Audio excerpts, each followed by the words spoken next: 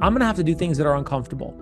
I'm going to have to do things I don't really may necessarily want to do. Our greatest opportunity, honestly, is success with others. We can go far fast, but we can go farther with others. One of the reasons that we do stuff like this is that we understand the value of relationships, but that's not easy, man. You know, muscling my way to 30 expireds a year. Okay. All right, fine. But like, that's something different than working with others and success through others. Yeah. That's a whole nother ballgame. Welcome to episode 32 of the Get Above the Line podcast, featuring our awesome guest, Pauly Campanaro.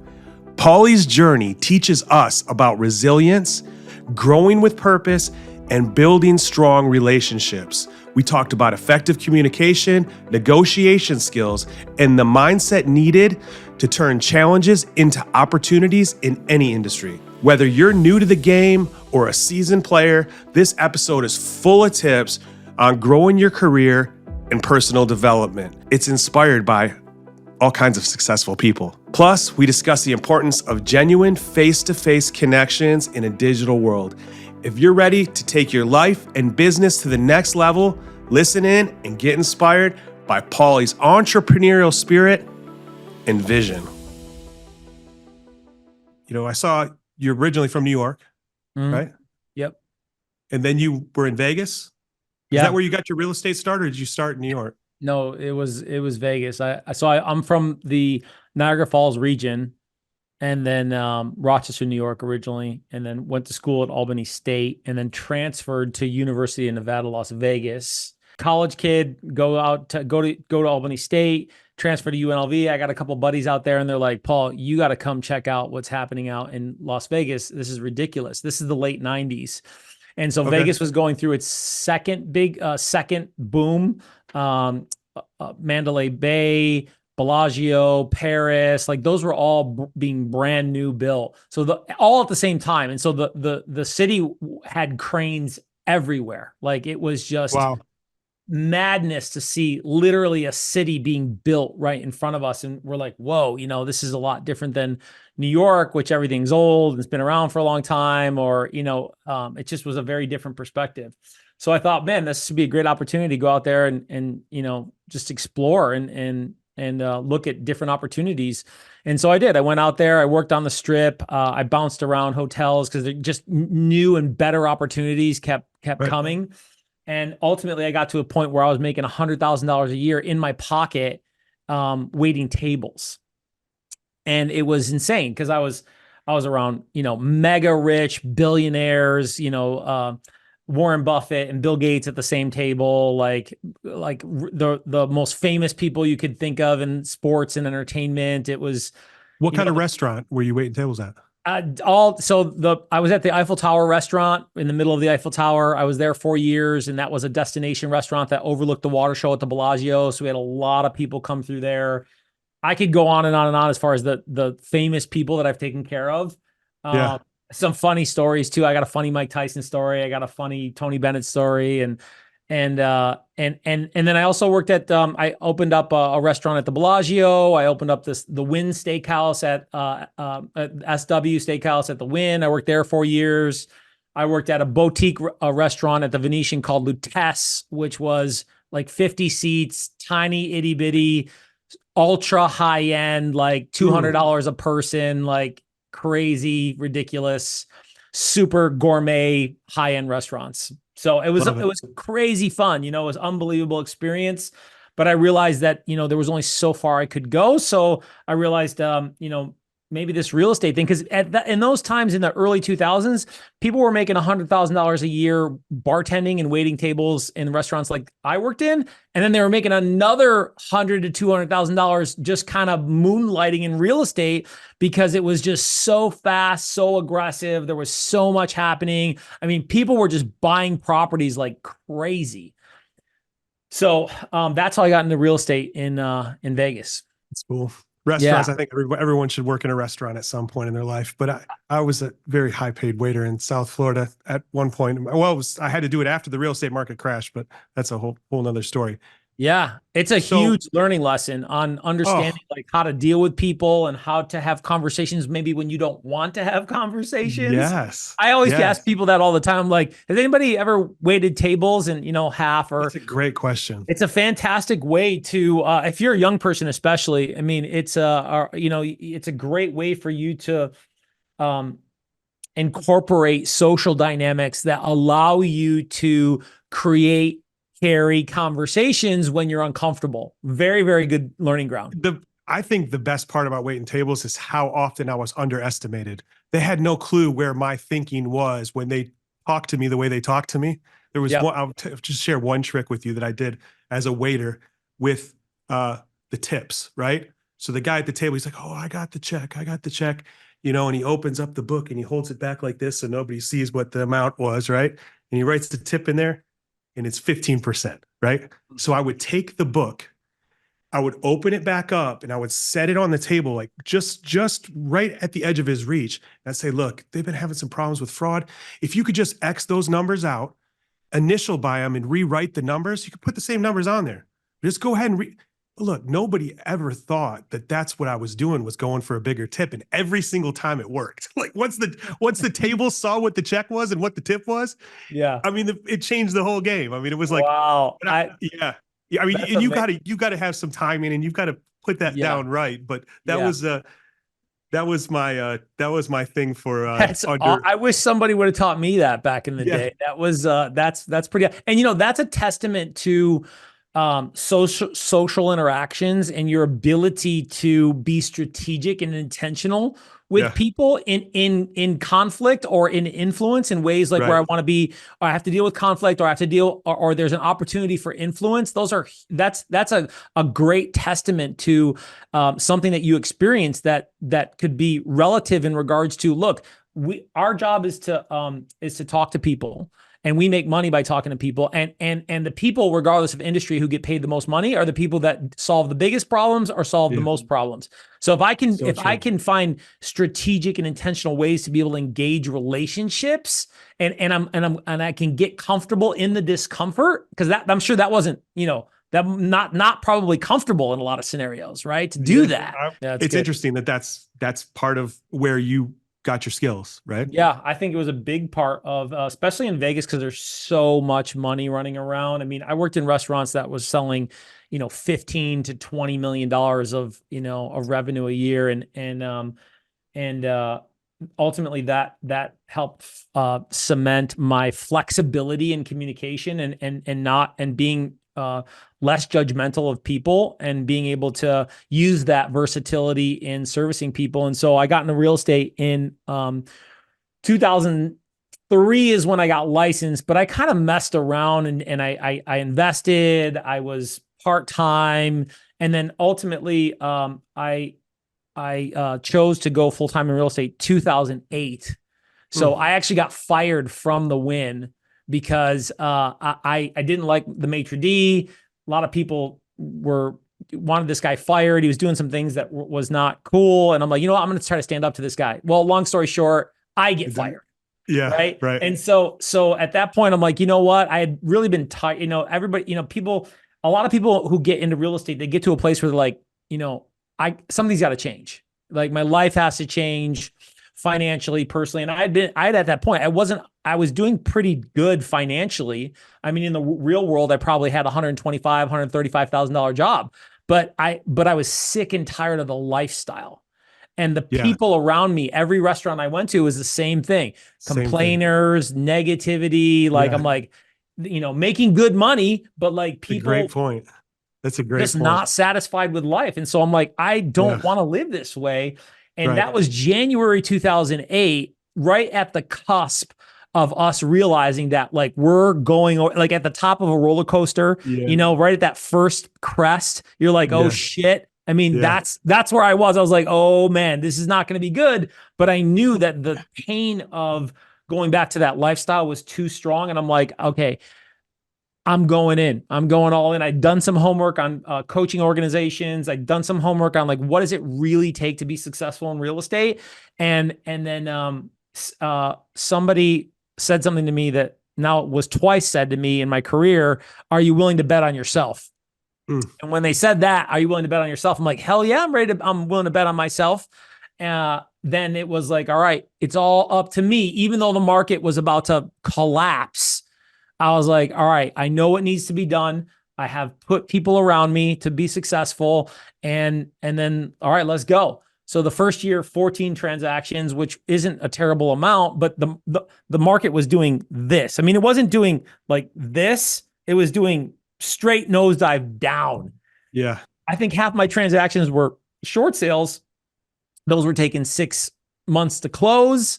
The second year I doubled productivity. The third year I doubled it again. And then my fourth year, 129 transactions for the year closed. And really it was about just adjusting because it was all short sales at that point.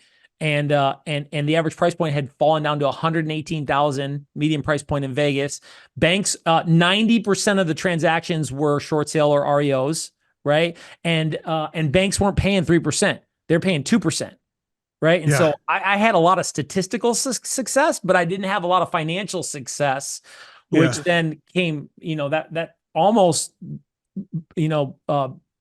caused me to leave the industry because the market was just craziness. So when people now complain about the market, I'm like, look, people, you got no idea. Like this Yeah. is nothing. Like a little bit of turbulence, worrying about interest rates. I mean, yeah, they're not good, but here's the deal. They're still in our market, at least, and in Vegas market was very similar to the market that I'm in now here in Austin, is that there's still 2,500 to 3,000 homes sold a month.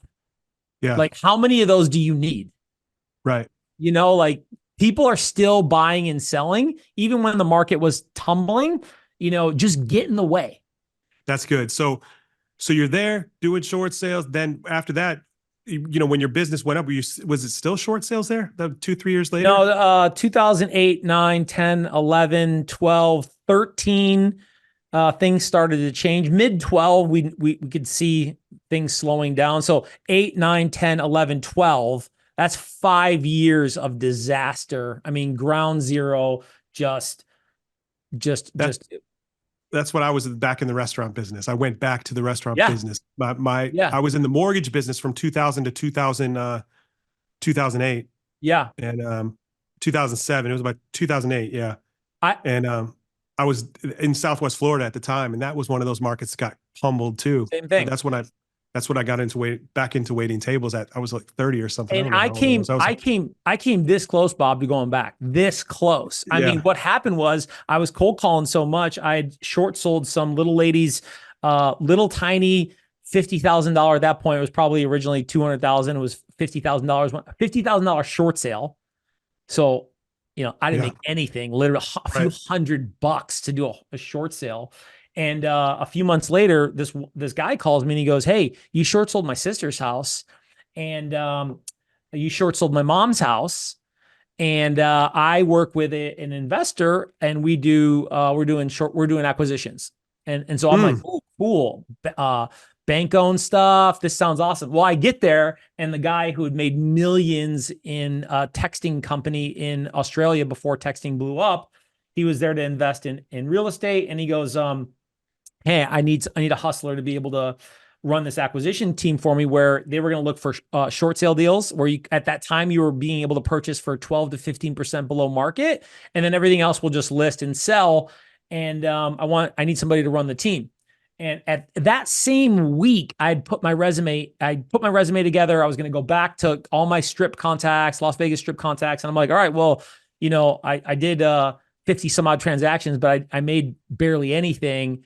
Maybe it's time to go back to waiting tables, which if I had met this guy and I had been prospecting, cold calling, I would have never met that little lady, $50,000 short sold her mom's whole home for like $200 something thousand dollars. That was originally a $600,000 house. And then met the brother who then ultimately his investor and I became business partners. And then that's where things took off, where I scaled this at that time, inside sales agents that I had no idea like what an inside sales agent was, or these terms of like, of these acquisition teams. Like I had no idea what any of that was. And I was only rolling off of my experience for scripting, tracking my numbers and being diligent about my schedule. And then that's what caused us to scale up and sell a few hundred homes a year. But then that shifted in 2012. Things changed. I met that guy in I think it was 2010 or 11. I think it was 11. It was 11. And then I had to go back, and then we dissolved because he was only in it to acquire properties off market and below market. And then I went back and did my own thing. Started hustling again, killed it for a year, put a team back together, coached a few guys to crush it. And then I got recruited by Keller Williams to go out to Austin, Texas. I knew nothing about Keller Williams. The big dog in Vegas was Berkshire Hathaway. I worked with them, did some coaching for them, and then they recruited me out there to run their Northwest Market Center, who Gary Keller owned. And so I got to work with Gary Keller, in small group. He coached me one-on-one so I was, in heaven with being able to be around big thinkers doing big things. And that's what brought me out to Austin, Texas, is to run that. I did that for 4 years. I made a commitment to work with them for a couple of years. I stayed a little longer than I initially wanted to, because when I got there, the market center was at 700 million in sales. When I left, we broke 2 billion in sales. Wow. And some of it was market, but I'll tell you, my partner and I, Michelle Busby at the time, we worked our tails off on coaching and training and really being intentional about pouring into agents. And it was a special time for sure. So stepped down from that, went back into business. And then that's where I'm at right now is I partnered with some investors where I'm doing traditional real estate, but spending a lot more time with acquisitions, off-market deals, wholesales, creative financing, and we're buying properties nationwide, as far as mostly commercial, smaller commercial, 20 to 50 units. We closed a RV park, brand new RV park south of Dallas. And then we just very recently closed a 9-unit strip center in Pace, Florida. So I'm always looking for commercial deals off market. Are you getting a piece of those deals? Absolutely. Yeah. Yeah. Yep. Yeah. That So we're getting with those people. Yeah. So the investors that I have, that's part of the gig, is that I'm a partner on the operations, and then I get a percentage of the deal as far as, what we acquire. And then we're doing a lot of wholesaling too for flippers and wholesalers and all that stuff. If I had a piece of all the opportunities that I've shared with everybody, I had this last year was like this point. I drew the line in the sand. I said, there's not an off-market offer getting written in my office if I don't sign off on it. There's an apartment complex that got taken down, and there was all these different things that happened around me. But that my new train of thought is that, especially since the lawsuit and everything, it's like, I'm creating opportunities for whether it's commercial stuff, whether it's a residential for investors. Why don't I have 100 properties? I only have 5, it's like, but that it's interesting. That's what you're doing. So when you say wholesale, yesterday found out that there was a property I was trying to take down. The guy ended up selling it to a wholesaler that got it under contract while I was talking to this guy, and they put a wholesale fee of like $90,000, and it closed. I just saw the thing come across that it closed $90,000. And I was thinking about myself, and not as a wholesale deal, but as me taking it down. And I think that messed obviously if I was using my brain to think, well, I could wholesale, I would have made more money that way. Yeah. Than actually taking it down myself. And I caused myself to miss the deal entirely. Yeah. Yeah. That was a huge revelation in the last couple of years, is that Robert Kiyosaki said this, and it really pissed me off the first time I heard it. And then only in the last couple of years did it really hit home on what I could do about it. He goes, you realtors. He's like, yeah. He's like, that's cool.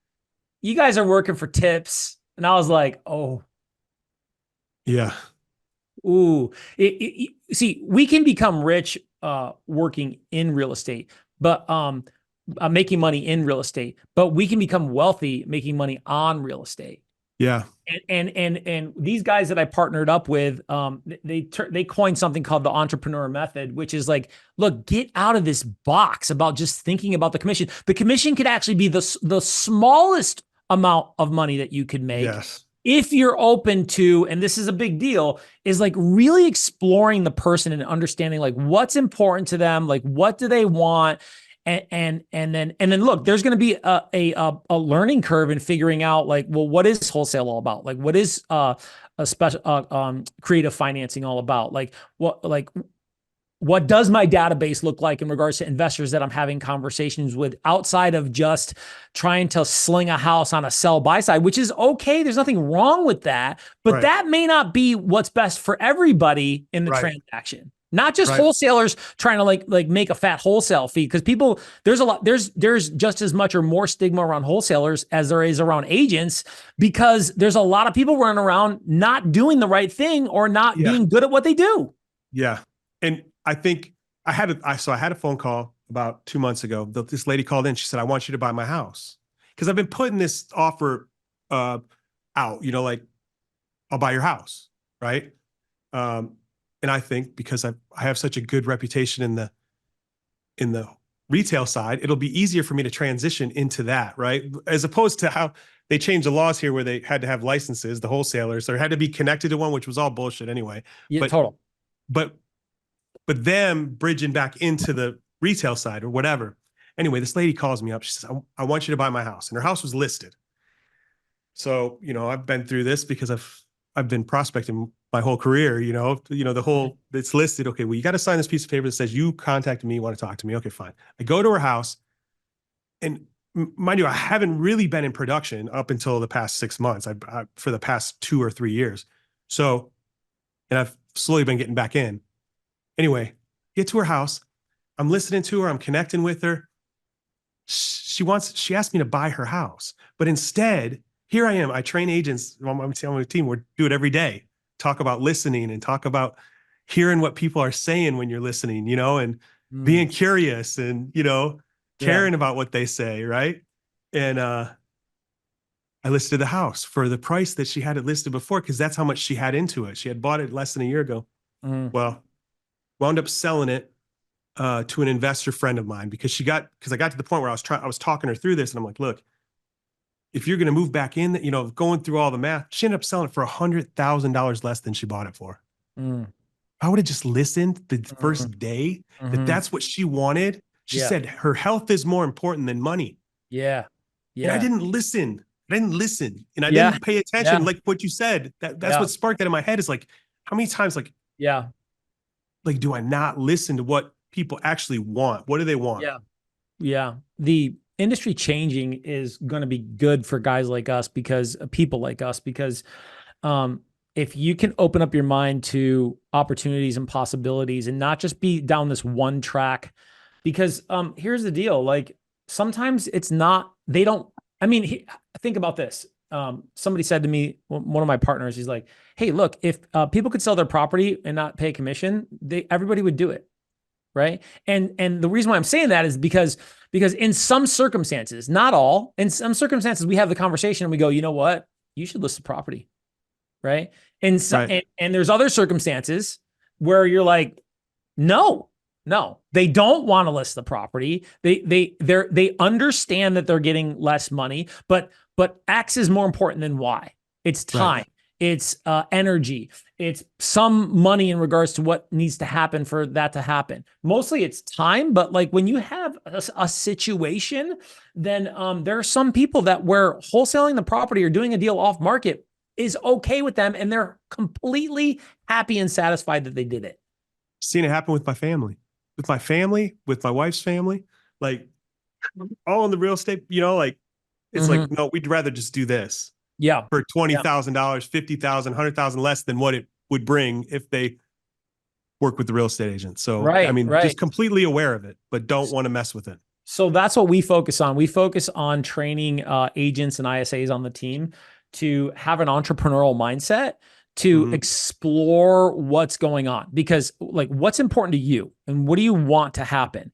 And then it's a pre-qualification process still, where we use a script to understand, okay, what's going on with situation, what's going on with motivation, how realistic are they? And then from there go, okay, well, it sounds like maybe we should be talking a little bit more about this or about that.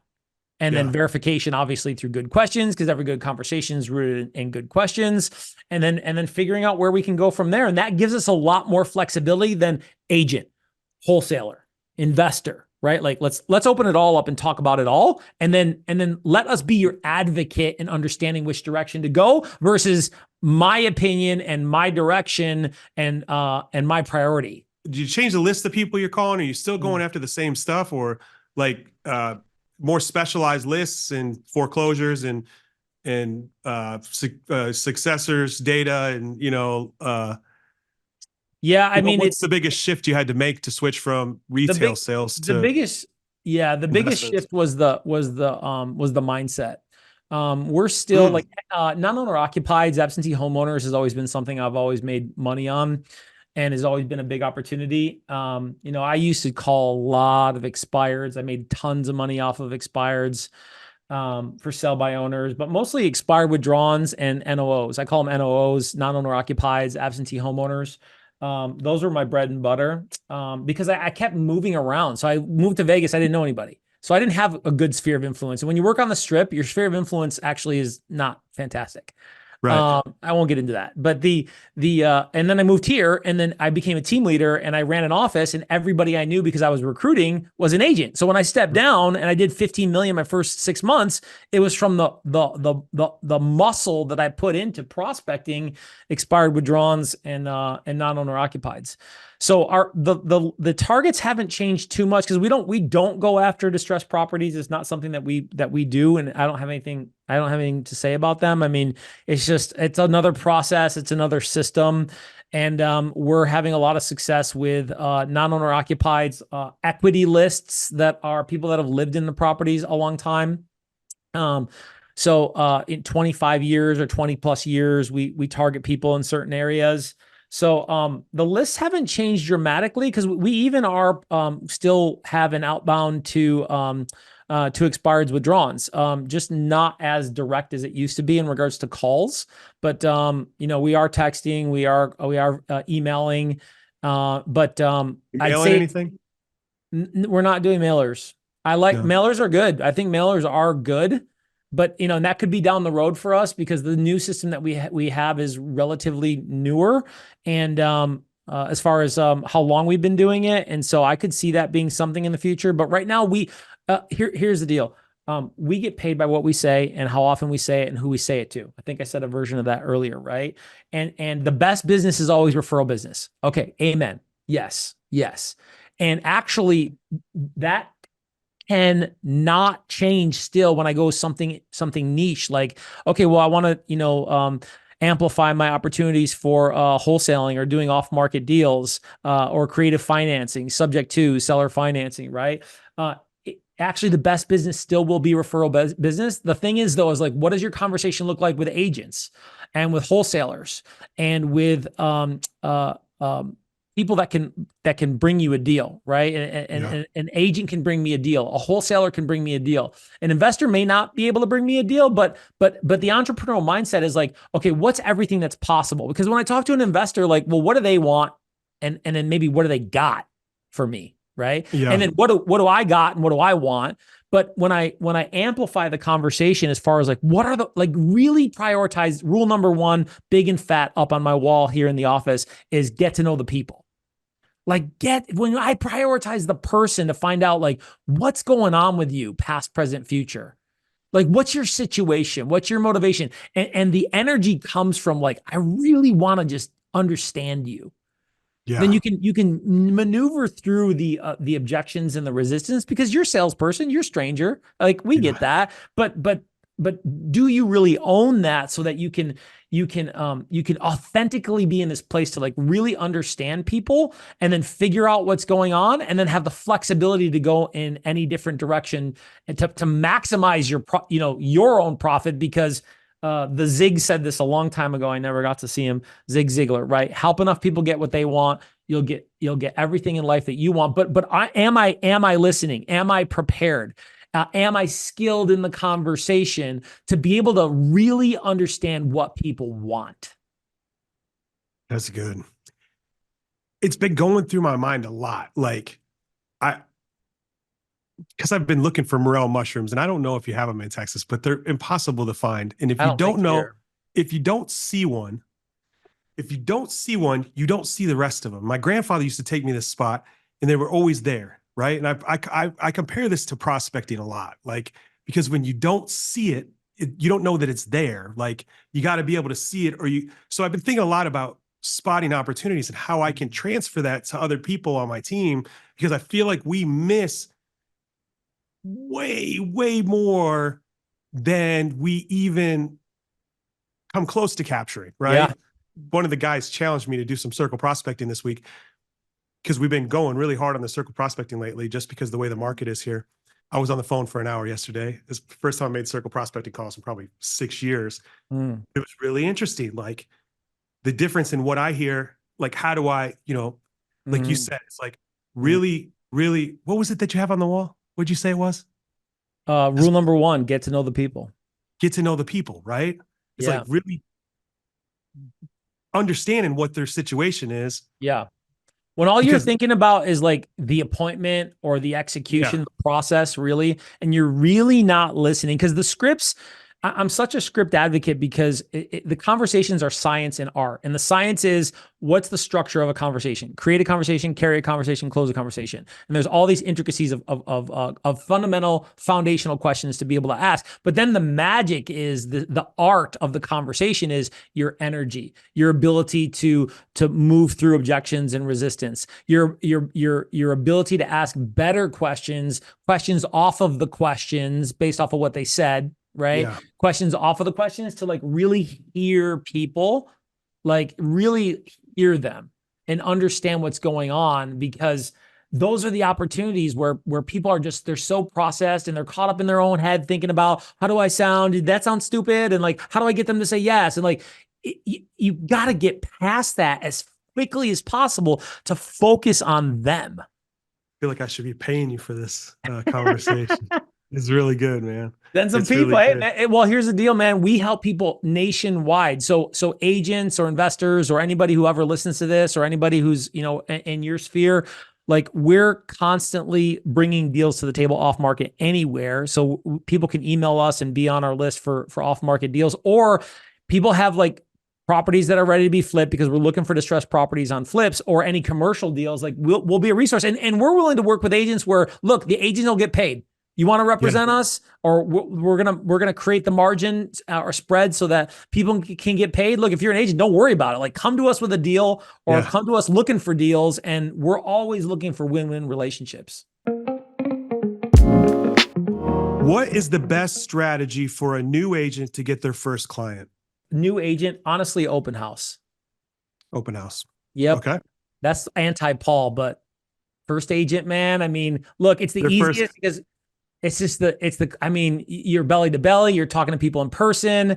I do think you got to talk to like, if you're a new agent, you should be talking to like 50 people a day. Seriously, like Yeah. 50. If you're a new agent, 50 people a day. If you're an experienced agent, 20 people a day. But if you're brand new, you got to come out of the box with like getting in front of people ASAP and start really getting comfortable and engaging in the conversations. And open house is a good place to make that happen. Doing them strategically, which in the playbook we talk about, doing open houses strategically so that you can maximize attendance. And that's going to be your fastest way to a deal right there. It's really good. Really thoughtful. Good answer right there. I love that. Okay. What do you focus on to learn and grow? Self-improvement. I mean, Jim Rohn says, if you want to do well, focus on your business. If you want to be wealthy, then focus on yourself. And I think that when you focus on yourself, you focus on patience and empathy and strategy and all those things for business will come when I just work on myself and I have, I focus on my mind, my spirit, my energy, and when I focus on myself, then everything else just falls into place. Who inspires you? Jesus. Okay. What can an agent do to improve their online marketing and social media presence? To improve their online, just do it every day.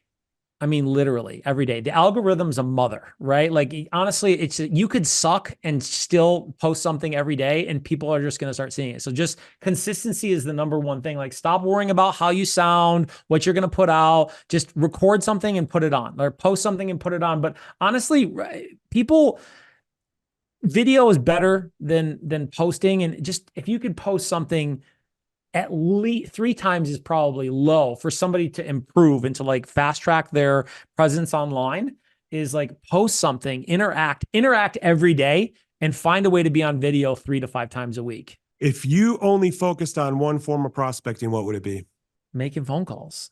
I mean, that's so general though, but I mean, honestly, it would be calling my database and then I would have to call somebody else, which would be mean calling calling at least 15 new people a day, making phone calls. Because I think what happens is people don't understand that they get their license and on their license it says salesperson. And salesperson means you have to talk to people. And if you think you're going to do this business without picking up the phone and talking to people, you're a zombie. You're walking dead. You have an expiration date and this whole thing's over. Because I've talked to people and talked to people and talked to people and they don't get it and they don't want to get it. They don't want to get it. And the people who make it understand that we are in the lead generation business. It's not about pumpkin pies and being friends for coffee. Look, that's all fine, but at the end of the day, like people aren't going to remember you in your database unless you call them, not text them, not email them. That's fine. Those are good supplemental things, but the conversation is the relationship, not the email is the relationship, not the text is the relationship. The conversation, voice to voice, you talking to people is what matters. It's how God created us. It's our superpower against the internet is the conversation.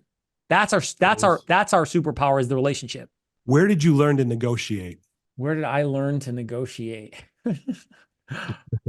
Experience, getting my ass kicked, in negotiations. And, honestly, role play. Like role playing a lot was really, really big for me because I understood that if we get paid by what we say, then I better be better at what I say. And I think that role play really, really helped me engage conflict in a healthy, professional manner and in a constructive, collaborative way versus an adversarial way. Because people got to feel like they're winning. People got to feel like they're attracted to something. And I'm never going to argue my way to win, like very rarely. And even then it's going to leave a bad taste in people's mouth. And so I had to get better at understanding like what are people thinking and studying NLP and studying books in regards to Chris Voss's book, basically repeat, approve, move, and I have to understand people. And when I focus on understanding people by studying people, disc profile, these things of understanding people, strategy and conversations allows me to get better at negotiating, which ultimately is the number one thing, because you got to negotiate with a seller to set price. You got to negotiate with a buyer not to just lowball and they're going to lose out on the deal. You got to negotiate with your own client with the home inspection and they're freaking out. Like we're in constant negotiations and people are freaking egos and ignorance. And like, dude, that's the hardest part of our job is like negotiating conversations in some form or another all the time. What are some common pitfalls agents should avoid? Common pitfalls agents? I'm sure you saw a few of those in the market center, right? Yeah. I mean, here's a mentor told me this a long time ago. Paul, there's too many things to do in real estate. Too many things, too many distractions. Too many distractions. There's just too many distractions. A new agent thinks that they got to take all these courses and do all these things and learn all these things. Look, get out there and talk to somebody. Right. Go do open house twice a week if you're a new agent. I mean, once a week at a minimum, for God's sake, get out there and get in front of some people. Knock 10 houses around the open house and let them know you're having an open house this morning or tomorrow. Go talk to people. And I think the number one thing people get distracted, and sometimes it's creative avoidance, Bob, right? Like they're like, oh, I got to do these emails. Oh, I got to take my CE credits. Oh, I got to take the launch courses to get going as a new agent. Okay, all right. Yes. But I'll tell you right now, if you don't get your ass out there and talk to 20 people a day at a minimum, there is only a matter of time before you expire and you're out. Just like 98% of the other people out there, because nobody's doing anything. It's like there's no competition. Right. It's like zero competition. The only competition is, are you going to do what you're supposed to do? Period. Go talk to people. I love it. What do buyers and sellers look for in an agent? What do they look for? They look for value, in my mind. How am I constantly and never ending, constant and never ending proposition of value? I do it at the appointment before to get the buyer rep agreement or the listing agreement signed. I do it in the process when the listing is active or when we're actively searching for properties. I'm propositioning value in some way in regards to what I'm doing. I'm communicating that in some way. How am I bringing value to the table? I have to constantly be seeding value, right? Like setting those expectations of value and then demonstrating that value. And if not, they just don't know what I'm doing. They don't know who I am. And that's a big, that leads to bad things when I'm not clearly dictating value at every part of the process. How do you spot opportunities? Remaining humble. I gotta stay humble, man. Constant and never ending humility. Kaizen's a big word for me. It's a Japanese word, constant and never ending improvement. Tony Robbins taught me that a long time ago, right? But that's a Japanese word that is rooted around constant and never ending improvement. And for me, the recognizing that there's always something for me to learn. Even if I'm talking to somebody, I learned this in another thing that I used to do in the past with talking to people who were not when we're on different levels of me economically or socially. And in some regards, maybe I may judge them a certain way. Well, maybe they're close to being homeless or something, or, I don't really have anything to learn there. Or if I humble myself, that I never know where I'm going to learn something. And so that constant and never ending submission to humility, because I don't know who I'm going to learn it from or what I may learn.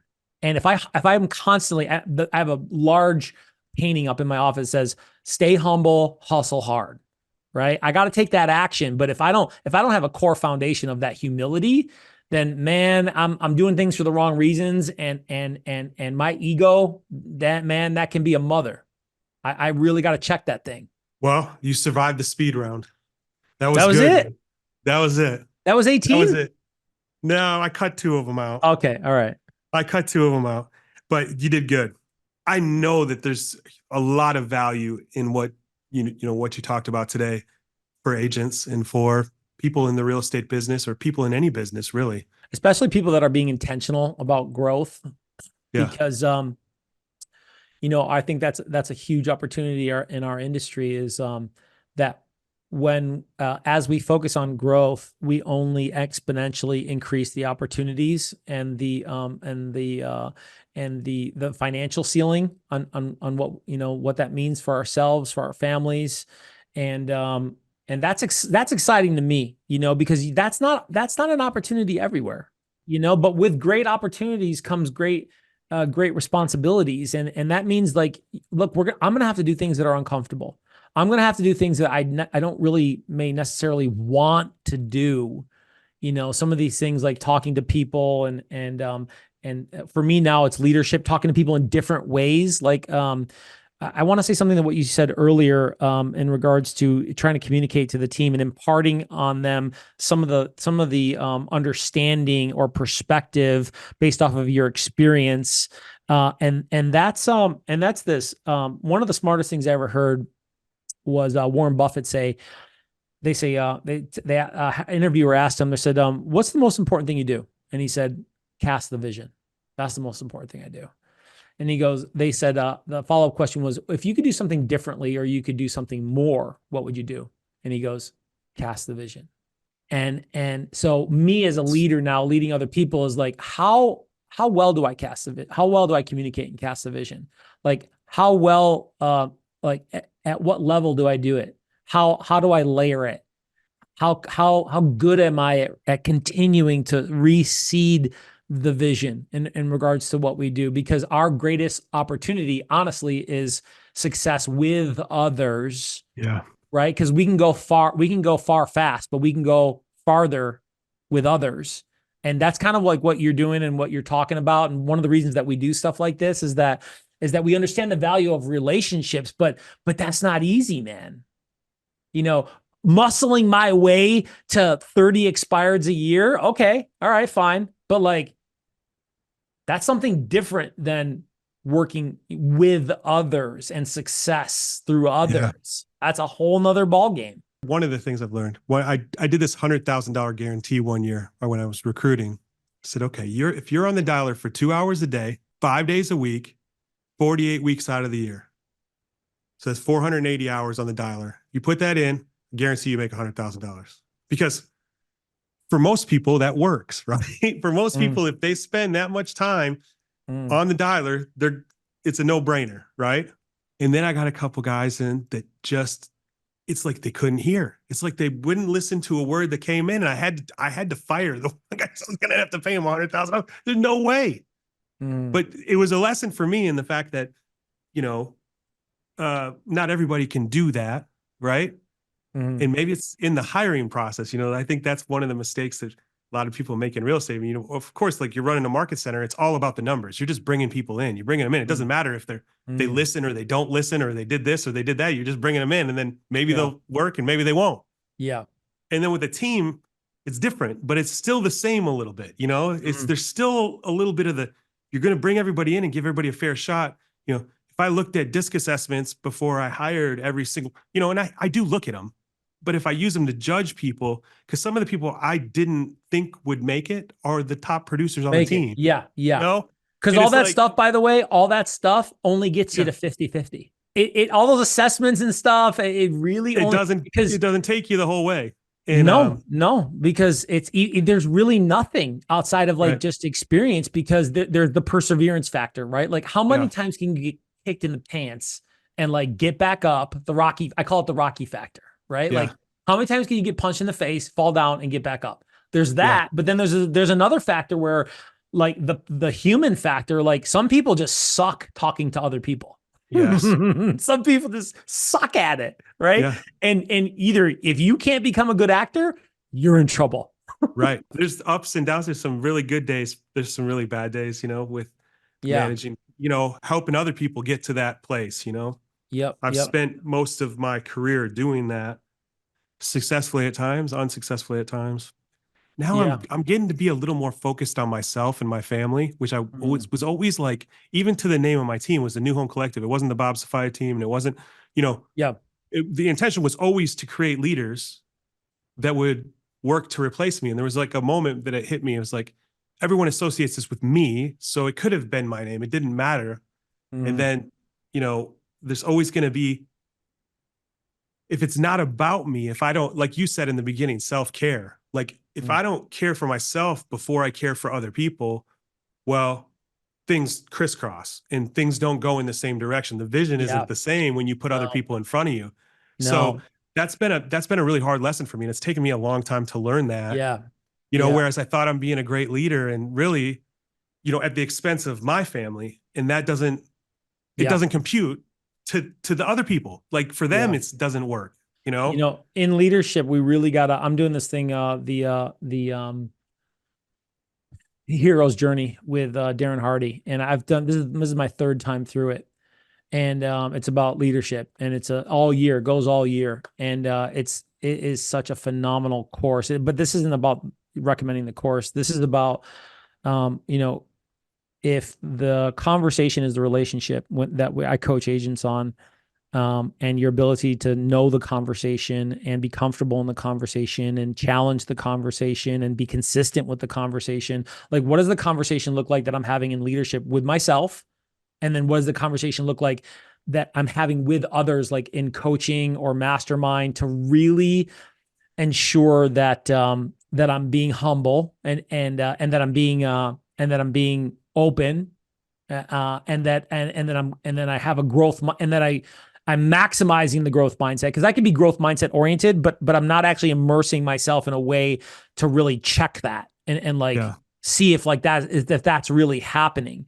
So, what's the conversation look like in leadership with that? Because that honestly, that's our greatest opportunity, is to lead, because because then that's our greatest opportunity to serve, Yeah. and then if I can serve more people, then money, like that all works itself Doesn't out. matter, right? Like, yeah, Yeah. but that's the It's hard there. part, man, is that not Yeah. everybody's called to that. And even those Yeah. who, like you and I, who are called to it, it's freaking hard, dude. It's Yeah.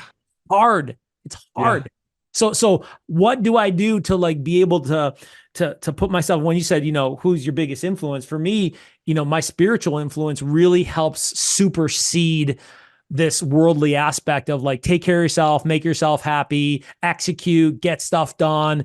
Because ultimately my empathy and my heart to care for people with rules and guidelines and boundaries and all that stuff is really what's going to help me grow the most. And if I just take a worldly perspective on like, just get it done, rock it out, execute, like there's a wall somewhere, somehow you're gonna hit.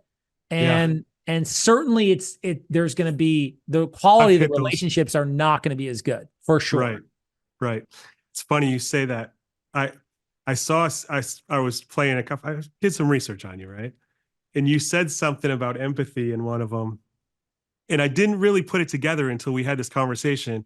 That my lack of empathy was definitely created in the restaurant business. Like the lack of empathy is like, it's like you grow this callus because if you cared about everyone's problems, you would suck in the restaurant business. Like Mhm. everybody's got problems, not just the customers, but the people you work with. I mean, it's just a Yeah. problem after problem after problem after problem. So you have to be like the empathy level. I think that that's a big piece of one of my biggest challenges. The best thing I think you said a lot of good things today, but the thing that I'm really going to take away is that humble piece. Mhm. The humble piece and the vision piece. I understand both of those, and I just maybe there was a leader that I was connected to at one point, and every single time she talked, she would say, "This is my vision," and I was like, Mhm. "That's obnoxious." Like, what do you mean? But now she leads a lot of people. Like, I mean, just by framing everything with that simple, instead of saying, okay, this is what we're going to do, this, she's like, my vision is to do this. And I'm like, Mhm. but I Yeah. think that but relaying my vision, like Mhm. sometimes I'm not as good at that as I should be. Yeah. And I do think that I'm humble in ways, but taking myself to the point that I become more humble. Like Yeah. I'm very coachable. I learn every day and I'm studying all the time, but I just don't think that I think that a lot of times I'm looking up to learn, right? Mhm. And I'm not giving the people the space that maybe I don't feel, like you said. I might not assume that they're the person that I'm going to learn from, but there's more to learn from that I pay attention to. But I Yeah. think those Yeah. are the two big things. I mean, a lot of great stuff Yeah, I on could this, learn this indirectly conversation. so much from the people around me, as far as how I'm behaving, how I'm talking, how I'm interacting, how I'm motivating. Like there's something to learn everywhere. And that humility to really humble self over Yeah, service really is a this beautiful journey of self-exploration, and then ultimately the human experience, because we're so interconnected on so many ways, and it really opens up this amazing place. All right, yeah. man, we're good. I got to run Leave it here. there. Thanks, Yeah, man. I appreciate it. I appreciate you.